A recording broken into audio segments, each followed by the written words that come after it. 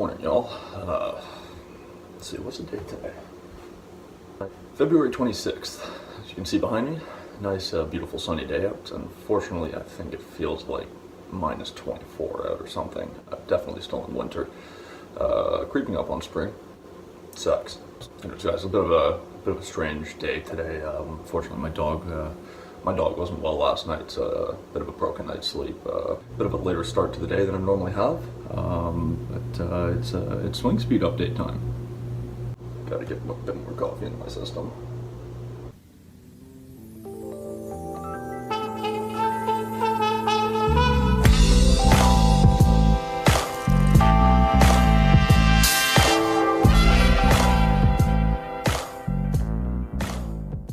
Yo, who's feeling better? Are you feeling better? Oh, kept me up all night. Yeah, what do you say? Huh? Alright guys, I'm a little more awake now, so let's get into it. First off, if you haven't seen the first video, please click up here. I'll put a card up there with a direct link to it, give you a better idea of what the SuperSpeed training system is, how it might help you, and what I'm trying to do with it. So I ran into somebody I know at Golf and Dorian the other day, somebody who's been watching the videos, and they asked me, why are you doing this training?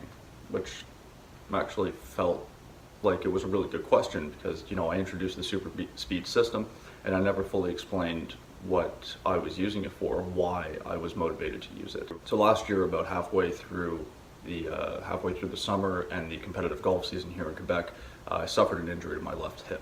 I did continue competing afterwards, but unfortunately it basically put an end to any kind of results for the rest of the season, as you know, I couldn't turn properly, couldn't generate any club head speed.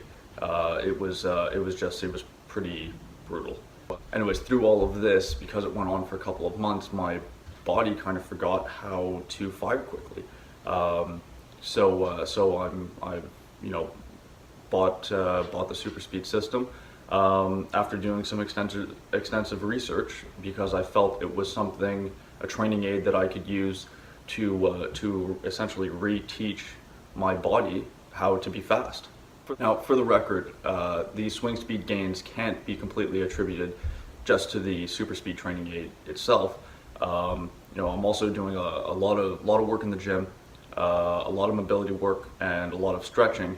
And as much as the SuperSpeed training system has helped me, it is a tool.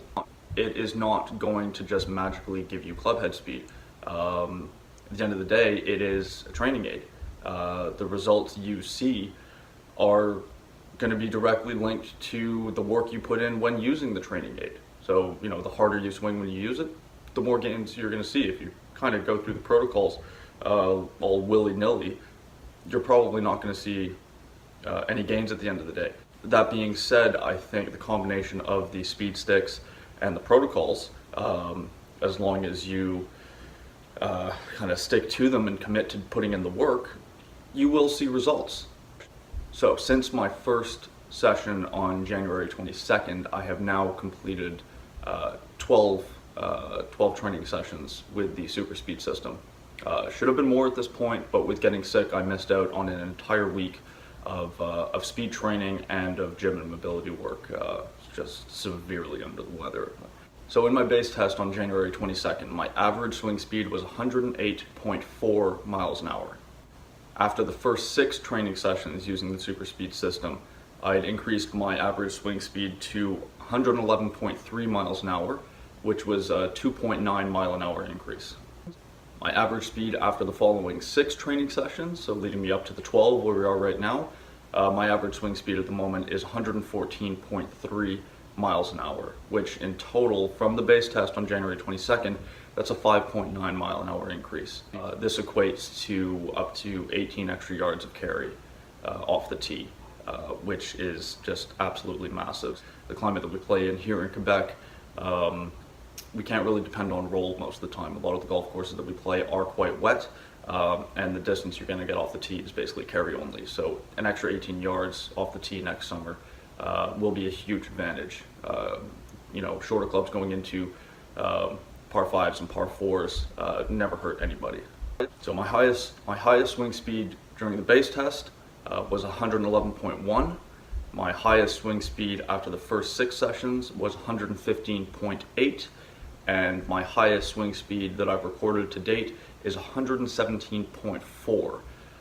That's 6.3 miles an hour up from the base test on January 22nd. I'm creeping up on my goal of hitting 120 miles an hour of club head speed. So I think what I'm going to do next week is I'll try to film one of my speed training sessions at Golf in Dorion, where I go through the SuperSpeed protocol and record all the data, the club head speed before and after, and maybe hopefully hit that 120 mile an hour club head speed mark on camera for you guys.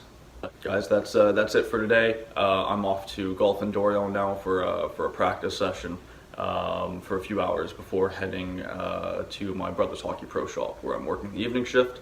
As always, guys, thanks for watching. Like the video, subscribe to the channel, comment below, let me know any questions you have, anything you'd like to see on the channel. I'm really looking forward to hearing from you guys. If you haven't seen the conclusion to my hole-in-one challenge, please click up here. I'm going to start a new series of challenges probably next week.